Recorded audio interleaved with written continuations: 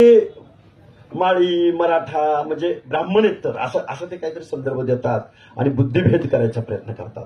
मी त्यांना एक सवाल केला, छत्रपती शिवाजी महाराजांच्या स्वराज्यामध्ये तानाजी मालुसरे नावाचा माणूस सिंहगड जिंकण्यासाठी त्यांनी जीवाची कुर्बानी दिली.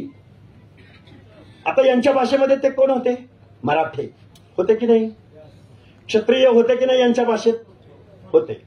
तर तानाजी मालुसरे कोण आहेत? बर थांबा, बेहेरजी नाईक कोण होते? बेडेर रामोश गुप्तहेर खात्याचे प्रमुख होते की नाही? मग यांच्या भाषेत हे मराठी होते की नाही? यांच्या भाषेत क्षत्रिय होते की नाही? ते आता कुठे आहेत? बेडेर रामोशी विजयंती अप्रवर्गात येतो. आता आमचा जीवा महाले शिवाकाशी आणि जीवा महाले शिवाकाशी. आता जीवा महाले शिवाकाशी यांच्या भाषेप्रमाणे ते कोण होते? बर इंदलकर आहेत आपले, रायगडाचा पाया रचणारे हिरोजी इंदलकर. आता पवन करवर, नाही करवर बरोबर आहे, त्या मंडळामध्ये करवर होते ना. हा थांबा थांबा थांबा. तर या बहादरांना मला सवाल करायचा आहे, मराठे म्हणून आम्ही होतो तर आमच्या सगळ्यांच्या नावापुढे काय लागलं? जात लागली, जात. आमचा इतिहास लिहायची वेळ आली त्यावेळी आमच्या नावापुढे काय लागलं? आमची जात. आणि तुम्ही मराठे म्हणून घेणारे आरक्षण आम्ही सगळे होतो, हे तिकडे गेले, बेकायदा गेले, आम्हाला बाजूला ठेवलं.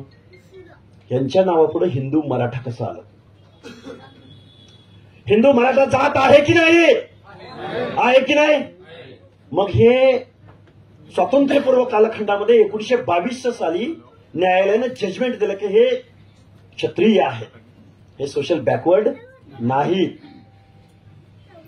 आता याच्या पलीकडे जाऊन एक दोन इतिहासातले संदर्भ, एक महात्मा ज्योतिराव फुलेंचा देईल आणि एक डॉक्टर बाबासाहेब आंबेडकरांचा देईल. देशाला स्वातंत्र्य मिळणार होतं, देशात इंग्रज आले होते, जागतिक पातळीवर अनेक, आता ते सांगायचं म्हणलं की प्राध्यापक आहे, थांबणार नाही, पण एकच संदर्भ सांगेल. हे सगळे संस्थानिक सरदार, वतनदार, जागीरदार खालपासून वरपर्यंत म्हणजे देशातले सगळी माणसं इंग्रजांपुढे काय मागत होती? आमचं संस्थान अबाधित ठेवा, आमचा किल्ला आमच्या नावावर राहू द्या, खजिना. आम्हाला तुम्ही राव बहादूर, दरक बहादूर, वतनदार, छत्रपती. अरे छत्रपती शिवाजी महाराज एकटेच होते, नंतर संभाजीराजे होते. आता छत्रपती म्हणलं की किती वन टाइम छत्रपती. लेकराला पण छत्रपतीच म्हणते, सुनेला बी छत्रपतीच म्हणते. अरे सगळ्याला छत्रपती. त्या छत्रपती नावात काय अदब आहे की नाही? बरं ते जाऊ द्या. महात्मा ज्योतिबा फुले इंग्रजांना, म्हणजे त्या कालावधीमध्ये हे संस्थानिक इंग्रजांना काय मागत होते? तुमच्या क्लबचा आम्हाला सदस्य बनवून घ्या. त्यावेळी महात्मा ज्योतिराव फुले इंग्रजांसमोर, हंटर कमिशन समोर, वेगवेगळ्या आयोगांसमोर इथल्या शेतकऱ्यांसाठी भांडत होते, इथल्या दीनदलितांसाठी भांडत होते, इथल्या ओबीसींसाठी भांडत होते, कष्टकऱ्यांसाठी भांडत होते. तुम्ही ज्यावेळी इंग्रजांना वतनदाऱ्या मागत होता, त्या टिकवण्यासाठी बोलत होता, त्यावेळी महात्मा ज्योतिराव फुले इथल्या गावगाड्यातल्या शोषिताचा, वंचिताचा प्रश्न मांडत होते. आता हा एक सवाल इतिहासातला. दुसरा एक सवाल आत्ता कोण म्हणलं? 54,000 हे 34,000. आबा तुम्ही बोलला का? बघा मंडल आयोग झाला 1994ला इम्प्लिमेंट, मंगेशजी. तेव्हापासून साधारणपणे 3, 4, 5 इलेक्शन पकडू. दरवर्षी महाराष्ट्रातले 56,000 क्वांटम आहे आपल्या ओबीसीचा, सरपंच पदापासून ते महापौर पदापर्यंत. दरवर्षी 56,000 म्हटल्यानंतर किती आकडा झाला? सुगोशी किती आकडा झाला? 3 लाख. साधारणपणे 3 लाख माणसं, नगरसेवक, सरपंच, जिल्हा परिषद सदस्य, पंचायत. बरोबर आहे गौतमराव चव्हाण? चंद्रशेन पाटील कुठे आहेत? तुम्ही झडपी मेंबर आहे की नाही? बघा माझं तुम्हाला सांगणं एकच आहे, 56,000 जागा आपल्या आत्ता आज रोजी गेल्यात जमा आहेत. गोसावी साहेब गेले का?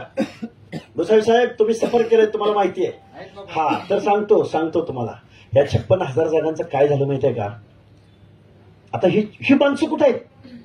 2-3 लाख माणसं आहेत. ती ओबीसीवर बोलायला तयार नाहीत, ती पुढे यायला तयार नाहीत. पुणे शहरामध्ये माझ्या माहितीप्रमाणे पुणे शहरामध्ये 30 ते 40 नगरसेवक ओबीसी रिझर्वेशन मधून निवडून येतात. किती? 40.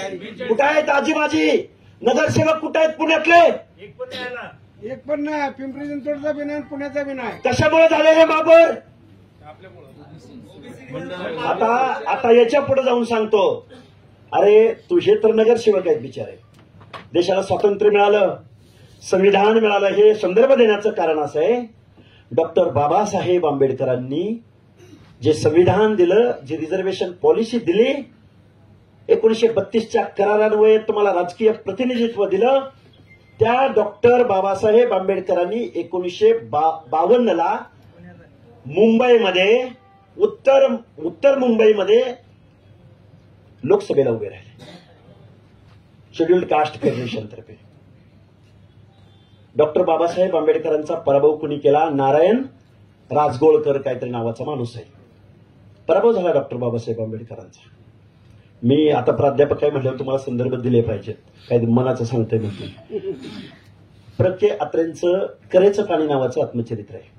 त्या करेच्या पाणीमध्ये हे सगळे संदर्भ आहेत, सगळं त्यांनी लिहिलेलं आहे, वाचलं पाहिजे आपण लोकांनी. डॉक्टर बाबासाहेब आंबेडकरांनी ज्या बाबासाहेबांनी देशाला संविधान दिलं, त्या डॉक्टर बाबासाहेब आंबेडकरांचा पराभव कुणी केला? तर नारायण राजगोळकर नावाच्या माणसानं, काँग्रेसच्या माणसानं, सखा पाटलाच्या उमेदवारानं पराभव केला. ती जागा कुठली होती माहितीये का? रिझर्व्ह, राखीव जागा. मी काय म्हणलं तुमच्या लक्षात आलं का सगळ्यांच्या? ज्या डॉक्टर बाबासाहेब आंबेडकरांनी तुमच्या प्रतिनिधित्वासाठी तुम्हाला रिझर्वेशन दिलं, त्याच रिझर्वेशनच्या माध्यमातून या व्यवस्थेमध्ये त्या निर्मात्याचा पराभव केलाय. कुणाचा?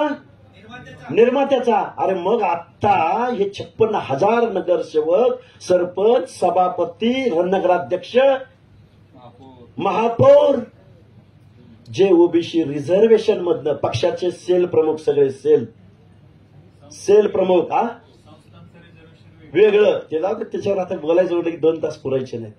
तर मला तुम्हाला सांगायचं काय, खरं या लोकांनी पुढे यायला पाहिजे होतं, खरं या लोकांनी बोलायला पाहिजे होतं. 56,000 जागा तुमच्या आज रोजी गेलेल्या आहेत.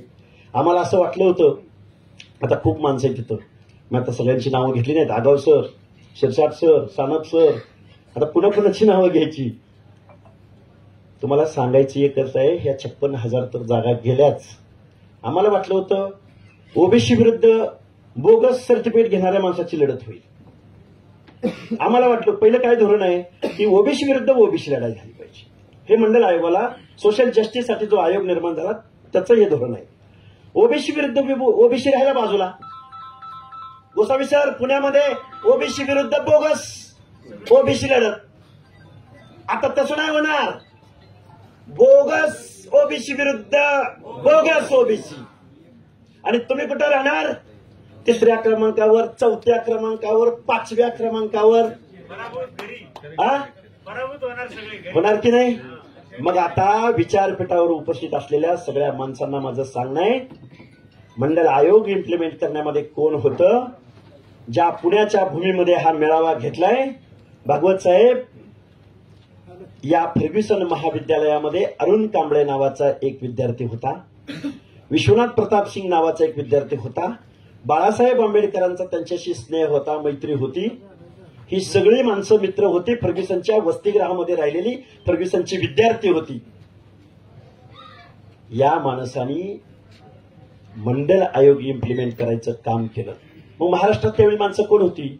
त्यावेळी महाराष्ट्रात जनार्दन पाटील चुनाभट्टीवाले, शब्बीरभाई अन्सारी, आता नावं घेतो मी प्रत्येकाची थोडी थोडी, दिबा पाटील, अगदी शेतकरी कामगार पक्ष वगैरे ह्या डाव्या आघाडीच्या चळवळींनी सुद्धा सपोर्ट केलेला होता, स्वर्गीय बबनरावजी ढाकणे.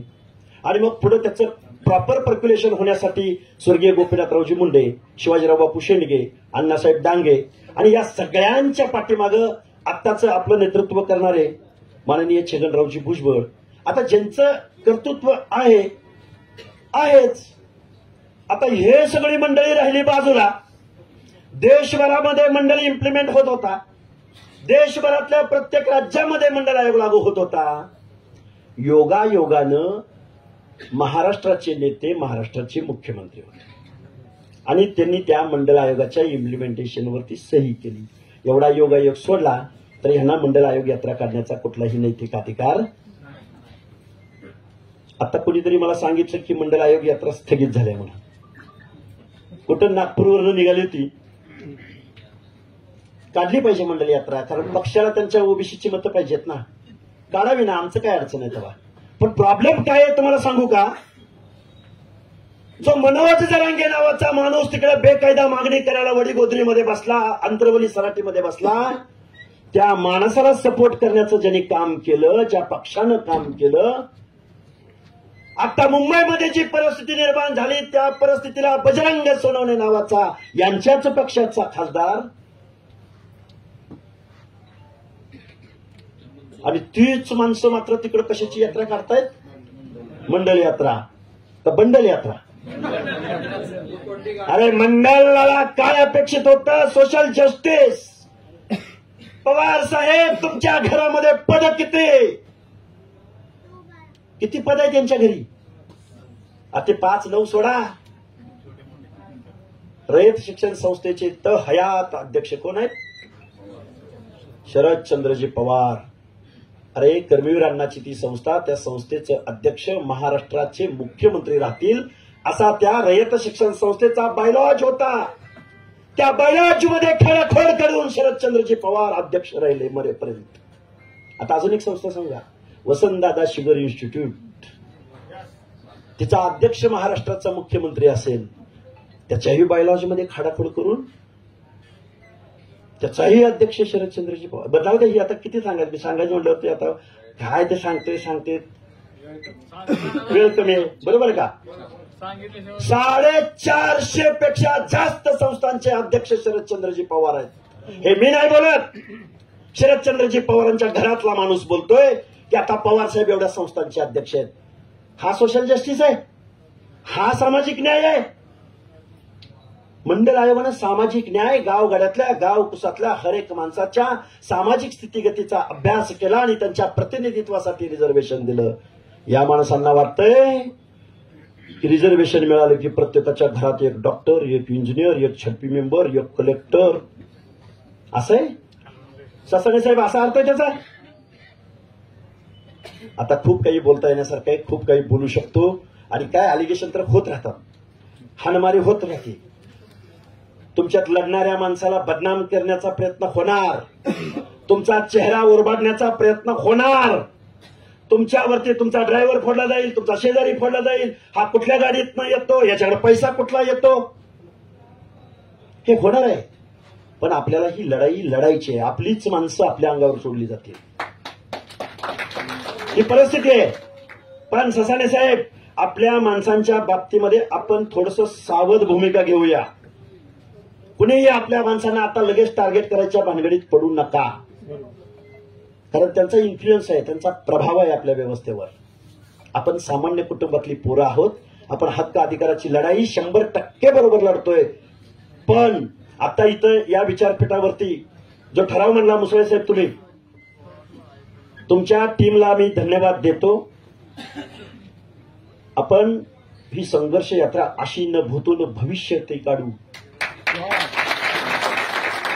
आता शिवराळ बोलायचं, रासवट बोलायचं, रांगड्या बोलायचं, हे सगळं होईल, हे सगळं होईल. सरायत आपल्याला अरे चॅनल सकाळपासून, सकाळी 6 वाजल्यापासून रात्रीच्या 9-10 वाजेपर्यंत तुम्हाला काय म्हणायचं हे विचारलं जात आहे. त्यामुळे लोकशाहीचा 4था स्तंभ तुमच्या बाजूने आहे आणि डिजिटल मीडिया तुमच्या बाजूने आहे. फक्त माणसांच्या मनामध्ये फक्त ती जिगर निर्माण करायची. त्यामुळं आबा, नवनाथ आबा, आता इथं सगळी बसलेली मंडळी आहेत. आपला बाप कोण आमदार खासदार कोणाचा आहे का इथं बसलेल्यांचा? आहे कोण कारखानदार आपल्या पाठीशी आहे? आपल्याला घरातनं बाहेर पडायचं म्हणलं की डिझेलची मारामारी इथपासून सुरुवात होती की नाही होती? माझी तुम्हाला हात जोडून एकच कळकळीची विनंती आहे. बुजुर्ग माणसं आहेत तिथं. ओबीसीची चळवळ महाराष्ट्रामध्ये कधी उभी राहू शकली नाही. जाती जातीमध्ये तुकडं केले गेले. अरे तू हे आंदोलन कर, तू ते आंदोलन कर, तू ते आंदोलन कर. एकदा स्वर्गीय हरी नरके साहेब, एकदा असं मी आयोगाचा सदस्य वगैरे झाल्यावर भेटले. मला त्यांनी काही गोष्टी समजावून सांगितल्या आणि बऱ्याच वेळा मला ज्यावेळी काही कळत नव्हतं त्यावेळी मी त्यांना अधिकारवाणीनं फोन करायचो. आता मी मंगेशजींना पण फोन करतो, मृणालजींना फोन करतो की बाबा कायदेशीर लीगल ऍस्पेक्ट काय आहे याचा. माझं तुम्हाला सांगणं एकच आहे, तुम्ही जर आत्ता रस्त्यावर नाही उतरला तर तुमचं हे रिझर्वेशन आज रोजी संपलेलं आहे. आज रोजी कसं संपलेलं आहे सांगा. आज रोजी 59 लाख सर्टिफिकेट या शासनाच्या संरक्षणात शासनाच्या प्रतिनिधींनी प्रत्येक तालुक्याला तहसील कार्यालयाच्या बाहेर टेबल लावून वाटलेली आहेत. असं टेबल लावून वंशावळ शोधण्यासाठी 1 वर्षाची मुदतवाढ आता जरांगेने मुंबईला जाऊन घेतली. सर्टिफिकेट इश्यू करणारे, सर्टिफिकेट व्हॅलिड करणारे इथं स्वायत्त संस्था आहेत, न्यायिक संस्था आहेत, त्यांचे वेगळे अधिकार आहेत. हा अधिकार शासनाला दिला कुणी? देवेंद्र फडणवीस साहेब. नुसतं ओबीसीच्या मेळाव्यात बोलून चालणार नाही. डीएनए आमचा ओबीसी आहे तर तुम्हाला प्रत्यक्षात सांगावं लागेल. मंगेशराव तुम्ही आम्ही गिरगावला समुद्रात उड्या मारल्या, मिळाली का त्या पोरांना? मिळालीच फेलोशिप. 126 कोटी पाहिजे होते. 126 कोटी पाहिजे होते. पण अर्थमंत्री पदावर, वित्तमंत्री पदावर, नियोजन खात्यावर बसलेल्या अजितदादा पवारांनी आजारी पडलेल्या कारखान्यांना 2000 कोटी रुपये पुरवणी मागण्यामध्ये संमत करून घेतले. आता उठसूट काही जण म्हणतात गडी हक्क सर तुम्ही लय पवारावर बोलताय, तुम्ही अजितदादावर बोलताय, तुम्ही पवार साहेबांवर बोलताय. कोण आहेत शोषण करणारे? आजारी कारखाने म्हणजे काय व्याख्या असते हो? आता मी तर एवढा अभ्यास करते पण काय कुठं संदर्भ सापडणार. काय आजारी कारखाने म्हणजे काय? आजारी बंद पडलेले. अरे बरं कशामुळे बंद पडले? ओबीसीमुळे बंद पडले, त्यांचीच बंद पडलेली. निवडणुका गेल्या, एकदा विधानसभा लोकसभा निवडणुका गेल्या की सगळेच आजारी कारखान्यांना ताप येतो, फ्लू येतो. फ्लू इन्शुरन्स नाही हो, सांगतो की काय होतं. निवडणुका संपल्या, कावीळ होती कावीळ, आणि मग सरकारकडे जायचं आणि ह्या सत्ताधाऱ्यांनी ज्यांच्या तिजोरीच्या कमरेला तुम्ही आम्ही चाव्या दिल्या का लागतो? अजितदादा पवारलाच नेहमी अर्थ खातं स्वतःकडे, दुसरा कुठला माणूस नाही केपेबल. अरे तुम्हाला ज्यावेळी एखादं मंत्रीपद द्यायचं वेळ येते त्यावेळी तुम्हाला दुय्यम खातं मिळतं. तुम्ही म्हणता आम्हाला आम्ही आमच्या वाट्याचं तुम्ही लय खाल्लंय लय खाल्लंय. महाराष्ट्राचा गृहमंत्री कोण?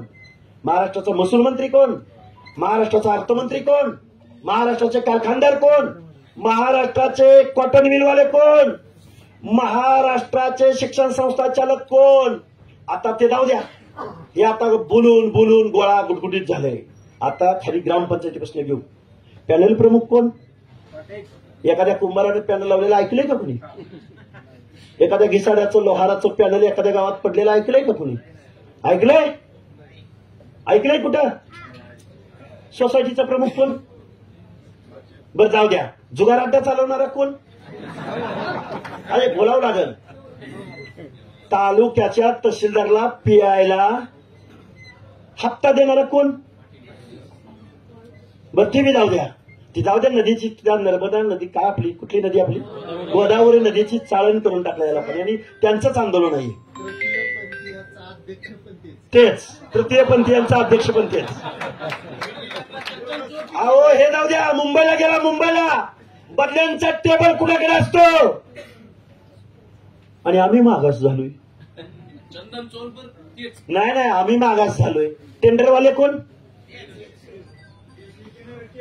जेसीबी नारे अण्णासाहेब पाटील महामंडळाखंड काय वाटलं जातं? Scorpio, JCB, Poclain, 50,000 50 lakh harvester. काय हार्वेस्टर? हे का बोलतोय मी तुमच्या समोर? आमच्या नाभिकाला 1 लाख रुपयाचं अनुदान अथवा बँकेचं लोन देण्याची योजना आमच्या महाराष्ट्राच्या मंत्रिमंडळाकडे नाही. तुमच्या वसंतराव नाईक महामंडळाला निधी उपलब्ध नाही. तांडा वस्ती सुधार योजनेला निधी उपलब्ध नाही. अहिल्यादेवी शेळी मेंढी महामंडळाला निधी उपलब्ध नाही. आणि मग आत्ताच निवडणुका झालेत, वर्षभर होत आले.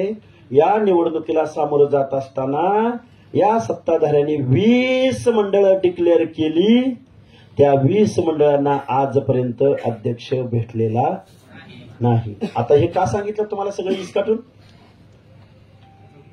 ज्या शरदचंद्रजी पवार आणि ज्या या महाराष्ट्रातल्या राज्यकर्त्या लोकांनी पुरोगामी महाराष्ट्र म्हणून देशभरामध्ये यांची इमेज निर्माण केली, फुले शाहू आंबेडकरांचा महाराष्ट्र, फुले शाहू आंबेडकरांचा महाराष्ट्र. ज्या महाराष्ट्रातून फुले शाहू आंबेडकरांनी जन्म घेतला, ते समतेचं तत्व, न्यायाचं तत्व, मानवतेचं तत्व ज्या देशाला दिलं, ज्या लोकशाहीला दिलं, त्याच महाराष्ट्राचं आजपर्यंतचं बजेट अर्ध्याहून जास्त लोकसंख्या असलेल्या महाराष्ट्रातल्या ओबीसी, बीजेएनटी, एसबीसी प्रवर्गातल्या लोकांच्या सामाजिक न्याय हक्काच्या योजनासाठी 1% सुद्धा बजेटरी तरतूद करत नाही. किती आहे तुमची लोकसंख्या? ओबीसीची लोकसंख्या किती ताई? किती सपनाबाई? 1931 नुसार आता ती 60च्या पुढे आहे. कुणी काही सांगू द्या, आता 60च्या पुढे आहे. त्याला वेळी टेट फॉर टॅट उत्तर गेलं पाहिजे. या 60% लोकांना बजेटरी तरतूद किती सामाजिक न्याय हक्काच्या योजनासाठी? किती? अरे नाही, टक्केवारीत बोलतोय मी. 60% लोकांना किती? 2% मी नाही साहेब, 1%. उन्हापुरा 1%. आता आम्ही काय खाल्लं असेल बरं? 450 वर्ष, 500 वर्ष आम्ही मागास झालोय. या मागणीला इथलं लिटरेचर साथ देत नाही, इथली हिस्ट्री साथ देत नाही, इथला गावगाडा साथ देत नाही. गावच्या उपजाऊ जमिनी कुणाच्या मालकीच्या आणि दुष्काळी भागातल्या जमिनी कुणाच्या मालकीच्या? इथल्या नावात अदब कुणाचा? आणि गावगाड्यामधल्या विमुक्त जातीमध्ये जन्माला आला, एखाद्या बेरड रामोशी पारद्याच्या घरी जन्माला आला, कंजारवाटाच्या घरी जन्माला आला, एखाद्या गोंधळ्याच्या घरी जन्माला आला, एखाद्या चित्रकथी करपल्लवीवाले ही जी मंडळी आहेत, छत्रपती शिवरायांची रयत ज्यांना म्हटलं जातं, आणि या सगळ्या लोकांनी छत्रपती शिवाजी महाराजांच्या स्वराज्यामध्ये आपल्या जीवाची कुर्बानी केली आणि आपल्या कलाद्वारे, आपल्या मर्दुमकीद्वारे छत्रपती शिवाजी महाराजांना आमचा राजा म्हणलं. काय म्हणतोय मी? आता बघा, एखादा सरदार आला की त्याची जमीन 1000 एकर, 500 एकर, 200 एकर, त्याचा वाडा, त्याची इज्जत. आणि आमच्या बेहरजी नायकाचे वंशज कुठे आहेत? भागवत साहेब, त्यांना रॉयल्टी मिळाली पाहिजे का नाही? मिळाली पाहिजे का नाही? झालं. मी खूप काही बोलता येईल बरं का. हे मीडियाला सामोरं जायचंय आपल्याला. तर बंधूंनो, इथं आतापर्यंत खूप काही बोलता येण्यासारखं आहे. इथं आतापर्यंत ज्या काही घडामोडी घडल्या त्या थोड्याशा आम्ही टाईप करायचा प्रयत्न केलाय आणि आम्ही ठराव देतोय. ठराव वाचून दाखवतो फक्त 4-5, आणि आपण मग पुढच्या कार्यक्रमाकडे, म्हणजे इथल्या कार्यक्रमानंतर मी तुमच्या समोर काही ठराव मांडून दाखवतो जे आतापर्यंत इथं बोलले लोक, त्यामधून आपण ते कन्क्लुजन काढलेलं आहे. 2 मिनिट फक्त. आपण या मीटिंगमध्ये जे काही 5 ठराव आपण लिहून काढण्याचा प्रयत्न केलाय, साध्या भाषेमध्ये लिहून काढायचा प्रयत्न केला. मी ते फक्त वाचून दाखवतो 5 ठराव, आणि मग माझं मी भाषण थांबवतो. हे बघा, आजच्या मीटिंगचा प्रस्ताव मी तुमच्या समोर वाचून दाखवते. 1. ओबीसी आरक्षण सुरक्षित ठेवणं. मंजूर आहे का? हा. ओबीसी आरक्षण सुरक्षित ठेवणं. राज्य सरकारनं कोणत्याही परिस्थितीमध्ये ओबीसींच्या अस्तित्वात असलेल्या आरक्षणाला धक्का लागू नये याची लेखी हमी आम्हाला दिली पाहिजे. मंजूर का? मंजूर. सगळ्यांनी हात वर करून सांगायचं, ओबीसी आरक्षण सुरक्षित ठेवणं मंजूर का? आता दुसरा, मराठा आरक्षणावर स्पष्ट भूमिका सरकारनं घेतली पाहिजे. आता ते वाचून दाखवतो तुम्हाला. आम्हाला मराठा समाजाच्या प्रगतीला विरोध नाही, परंतु त्यांचा भार ओबीसीच्या कोट्यावर पडता कामा नये.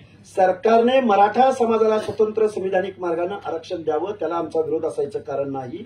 हे शासनानं मराठा समाजाच्या आरक्षणावर भूमिका स्पष्ट करावी, ही दुसरी मागणी आहे. मंजूर का?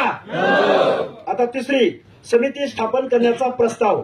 ओबीसींच्या सामाजिक, शैक्षणिक आणि आर्थिक स्थितीच्या ताज्या आकडेवारीवर आधारित श्वेतपत्रिका तयार करून अभ्यास समिती स्थापन करावी, आणि आमच्या मंत्रिमंडळामधल्या ओबीसी मंत्र्यांचं एक शिष्टमंडळ, आता एक झालेलं आहे भुजबळ साहेबांच्या मागणीवरून, उपसमिती झालेली आहे, तर त्यांची लवकरात त्यांनी मुख्यमंत्र्यांची घ्यावी किंवा मुख्यमंत्र्यांनी त्यांची बोलवावी.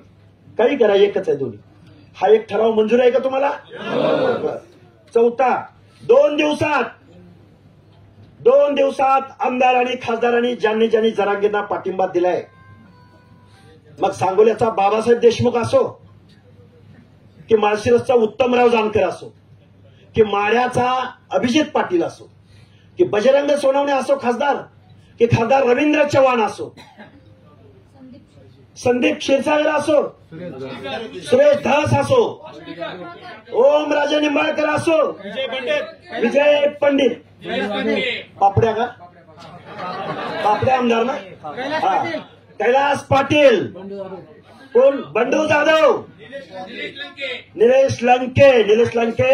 अरे त्या पारनेरमध्ये कोण आहे? पारनेरमध्ये अरे यांची चूक नाही, आपली चूक आहे. अरे आपण ज्या लोकप्रतिनिधींना तुम्ही लोकप्रतिनिधी म्हणून निवडून दिलं, अरे यांच्या आमदारकीचा खासदारकीचा मार्ग तुमच्या वाड्या वस्त्यावरून तांड्यावरून जातो.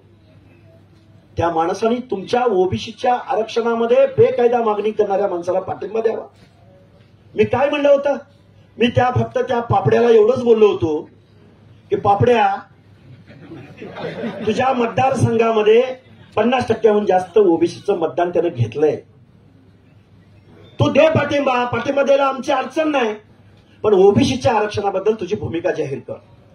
यांनी आज दुपारपासून ते दुसऱ्या दिवशीच्या पहाटे 4 वाजेपर्यंत मला फोन करून धमक्या दिल्या, शिव्या दिल्या, मारायचं हे केलं. आम्ही गेलो, पुढे काय झालं ते तुम्हाला सगळं माहिती आहे. आता त्यावर बोलणं योग्य नाही. ह्या आपल्या चार मागण्या आहेत. अजून एक 5वी मागणी मी तुमच्यासमोर मांडतो. आणि ठराव 5वी, या महाराष्ट्रामधल्या सर्व भौगोलिक प्रदेशामधल्या मग ते विदर्भ असेल, मराठवाडा असेल, कोकण असेल, मध्य महाराष्ट्र असेल, खानदेश असेल, मुंबई आणि मुंबईची उपनगरं असतील, सगळ्या लोकांना आम्ही आव्हान करत आहोत की सगळ्यांनी एक लोकलढा, लोक चळवळ, संघर्ष यात्रा या महाराष्ट्रामध्ये आम्हाला उभी करायची आहे. आणि हा ठराव आम्ही आज रोजी इथं जाहीर करत आहोत. आणि मंगेशजी, मृणालजी सगळे आता इथं विचारपीठावर सगळ्यांची मी नाव, आता तुम्ही सगळी ही पलटण सगळ्यांच्या साक्षीने तुम्हाला सांगतो की आमच्या काही वरिष्ठ मंडळींच्या, परत अजून त्यातला वेगळा अर्थ निघायला नको, आम्ही जे काय आज ठरवलंय, नवनाथाबा बरोबर, हा देतो ठराव. आरक्षणवाद्यांनी अजून एक 6वा ऍड करू. ज्या बाळासाहेब आंबेडकरांनी पण ही भूमिका नेहमी घेतलेली, त्यांच्या अभिनंदनाचाही ठराव करतो आम्ही पक्ष पार्टी सोडून.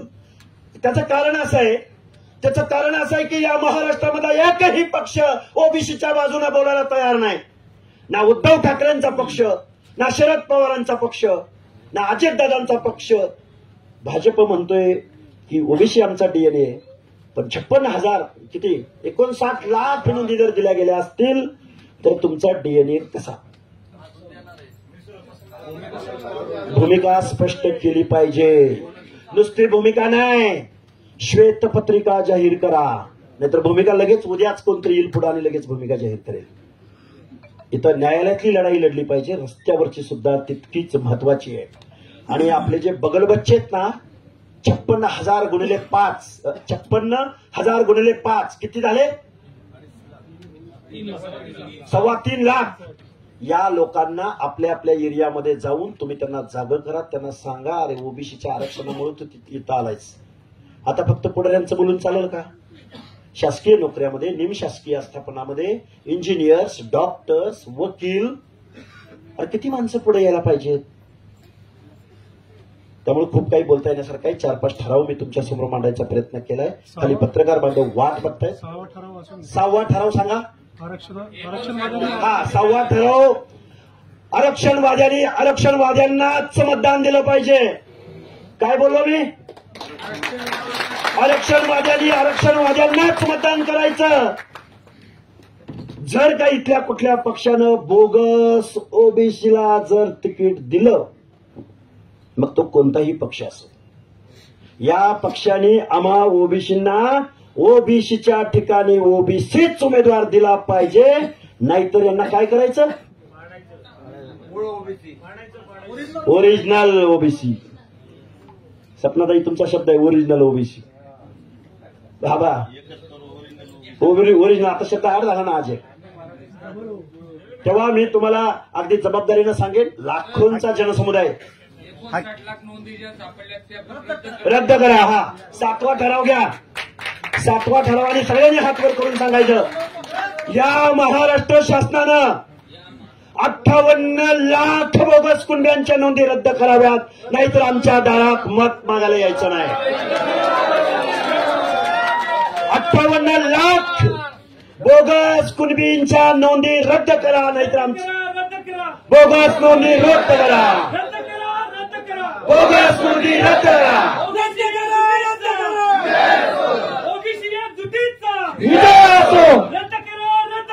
बोगस कुणबी रद्द करा. ओबीसी सर्व. सर सर सर सर बरं. आणखीन एक गैरसमज त्यांनी जाणीव एक लास्ट आणखीन आणखीन एक मिनिट मनोज जरांगेला पाठिंबा देणाऱ्या आमदारांचं करायचं काय? मनोज जरांगेच्या बेकायदा मागण्यांना पाठिंबा देणाऱ्या आमदारांचं करायचं काय? अरे या बजरंग सोडवण्याचं करायचं काय? आता बजरंग एकटाच नाही, त्याला दाखवायचंय काय ते? जेवढे असतील तेवढे. आणि ऐका, एकच मिनिट लास्ट आणि निघूया आपण. हे आपले ना जे आपण निवेदन देणार आहोत किंवा कोणी मार्गदर्शन करणार आहोत, हे आपण संविधानिक दृष्टिकोनाने चाललोय. पण जाहीर करणं आणि अंमलात आणणं, हे अंमलात शब्द आणणं सर खूप गरजेचं आहे. आता विधानसभेला 2 डेमो आम्ही दाखवले ओबीसीनं बरं का, दाखवले. आम्ही नाही, ओबीसीनं 2 डेमो दाखवलेत. आणि ओबीसीनं ठरवलं ना तर सगळे डेमो. आणि ऐका लास्ट आता तुम्ही बोलला म्हणून थोडंसं तुमच्या सगळ्यांची माफी मागून मी 1 मिनिट फक्त जास्त घेतो. मगाशी काय बोलले तुम्ही? आपल्या काही जागा 56,000 जागा गेलेत बरं का, सगळ्यांनी मान्य करा गेलेत. पण एक आशावादी चित्र मी तुमच्या समोर परत म्हणाल स्वप्न दाखवतोय की काय. आता या 56,000 जागा यांना घेऊ द्या. आता महाराष्ट्रातले 288 आमदार आणि 48 खासदार. 48 बरोबर आहे. अरे लोकसभा किती? 48 खासदार आणि 288 आमदार. आणि आता अजून एक सांगतो, थांबा. मायक्रोतला मायक्रो घटक, त्याला अख्ख्या 78च्या 78 विधान परिषदेच्या जागा. का म्हणतो मी असं सांगतो? कारण आजपर्यंतच्या महाराष्ट्राच्या विधानसभेमध्ये एकही नाभिक पोचू शकला नाही, एकही लोहार कुंभार पोचू शकला नाही, एकही वडार पोचू शकला नाही, एकही बेरड रामोशी पोचू शकला नाही. अरे विधानसभेत तुम्ही आम्हाला तिकीट दिली नाहीत, आमच्याकडे लढाई ताकद नाही, आमची गावात तेवढी पॉकेट नाहीत. आणि ह्याचं काय रे? आणि ह्याचं काय रे? मग आता सांगतोय का, जर त्या या बलुत्या अलुत्यामधला भटक्यामधला माणूसच जर महाराष्ट्राच्या विधानसभेत आजपर्यंत गेला नसेल, त्यांच्या समस्या कोण मांडेल? कोण बोलेल त्यांच्या प्रश्नावर? या गावगाड्यातल्या समाज व्यवस्थेतल्या मायक्रोतल्या मायक्रो घटका